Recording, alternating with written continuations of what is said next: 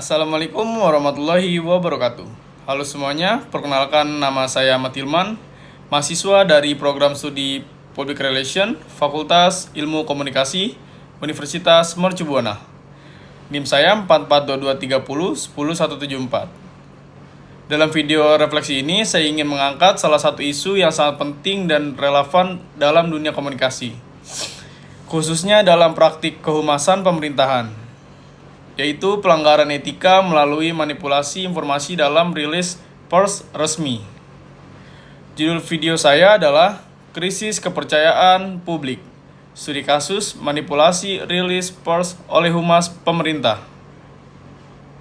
Beberapa waktu lalu, sebuah instansi pemerintah menerbitkan rilis pers yang mengklaim bahwa program bantuan sosial nasional telah mencapai 90% distribusi kepada masyarakat. Klaim ini terdengar sangat mengembirakan dan diberitakan secara luas oleh media. Namun dalam waktu singkat muncul laporan investigatif dari media independen dan LSM yang menunjukkan bahwa data tersebut tidak akurat. Banyak yang warga mengaku belum menerima bantuan. Bahkan di wilayah-wilayah yang disebut sudah 100% tercapai dalam rilis pers ini menjadi viral. Tapi bukan karena kesuksesannya, melainkan karena terungkap bahwa informasi di dalamnya telah dimanipulasi demi kepentingan citra instansi. Apa yang seharusnya menjadi alat komunikasi yang jujur dan profesional justru digunakan untuk membangun narasi palsu. Sebagai mahasiswa public relation, saya merasa bahwa ini adalah bentuk pelanggaran etika yang sangat serius. Humas bukan hanya bertugas menyampaikan informasi, tetapi juga menjadi jembatan kepercayaan antara lembaga dan masyarakat. Ketika informasi dimanipulasi, maka kepercayaan itu hancur, dan ketika kepercayaan publik rusak, maka tidak hanya reputasi lembaga yang terkena dampaknya, tetapi juga legitimasi kebijakan dan kredibilitas seluruh institusi pemerintah. Kita perlu melihat kasus ini lebih dalam, tidak hanya sebagai kesalahan teknis, tapi sebagai pelanggaran terhadap prinsip-prinsip etika komunikasi. Ada dua teori etika yang sangat relevan untuk menganalisis fenomena ini. Yang pertama, etika utilitarianisme. Dalam perdagangan utilitarianisme, tindakan dianggap benar secara moral apabila memberikan masyarakat terbesar bagi sebanyak mungkin orang. Lalu apakah mempublikasikan data palsu memberikan manfaat bagi publik? Tidak. Yang diuntungkan hanyalah pejabat atau institusi yang ingin terlihat berhasil. Sedangkan masyarakat yang seharusnya menerima informasi yang akurat justru menjadi korban kebohongan. Mereka kehilangan kepercayaan, merasa dibohongi, dan pada akhirnya kehilangan rasa hormat terhadap pemerintah. Jadi, menurut etika utilitarian, manipulasi rilis pers adalah tindakan tidak moral karena justru membesar kerugian sosial dan memperkecil nilai manfaat. Dan yang kedua yaitu etika komunikasi Habermas.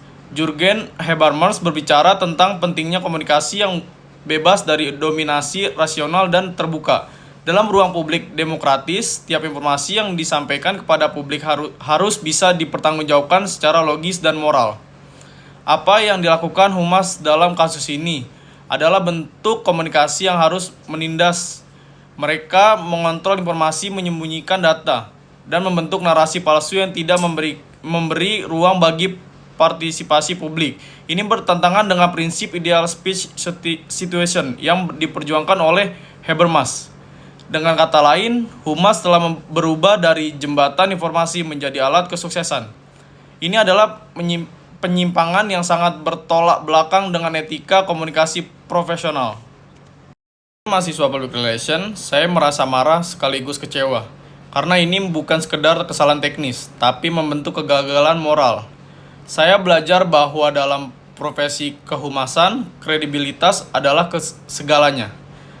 Sekali humas diketahui berbohong, maka kepercayaan publik akan sulit dikembalikan. Dalam jangka pendek, mungkin manipulasi data terlihat aman dan menguntungkan, tapi dalam jangka panjang publik tidak akan lupa. Yang saya pelajari dari kasus ini adalah pentingnya menjaga nilai-nilai transparansi, akuntabilitas, dan integritas dalam setiap aktivitas komunikasi. Kita bukan sekedar penyampai pesan tapi juga penjaga kebenaran. Kalau bukan kita yang menyuarakan kejujuran, lalu siapa lagi? Di analisis ini, saya ingin mengusulkan dua solusi utama. Yang pertama, audit informasi komunikasi publik. Instansi pemerintah perlu membentuk tim independen untuk melakukan verifikasi fakta atau semua rilis pers atau komunikasi publik strategis. Ini untuk memastikan bahwa informasi yang dipublikasikan benar-benar valid dan tidak mengandung manipulasi. Dan yang kedua, pelatihan etika komunikasi bagi praktisi humas. Setiap praktisi humas, baik di sektor publik maupun swasta, wajib mengikuti pelatihan etika profesi yang berkelanjutan. Pelatihan ini tidak hanya membahas teori, tapi juga studi kasus nyata dan simulasi pengembalian keputusan etis. Tujuannya bukan hanya agar praktisi paham mana yang benar dan salah, tapi juga punya keberanian moral untuk berkata tidak ketika diperintah manipulasi informasi. Sebagai penutup, saya ingin mengajak teman-teman semua, terutama rekan-rekan sesama mahasiswa komunikasi, untuk menjadikan etika sebagai inti dari praktik komunikasi kita ke depan. Profesi kita tidak hanya mengandalkan keterampilan teknis, tapi juga karakter moral. Komunikasi bukan hanya tentang apa yang kita sampaikan, tetapi mengapa dan bagaimana kita menyampaikannya. Mari kita belajar dari kasus ini. Mari kita bangun budaya komunikasi yang jujur, transparan, dan bertanggung jawab, karena ketika komunikasi kehilangan etiknya, maka yang tersisa hanyalah propaganda.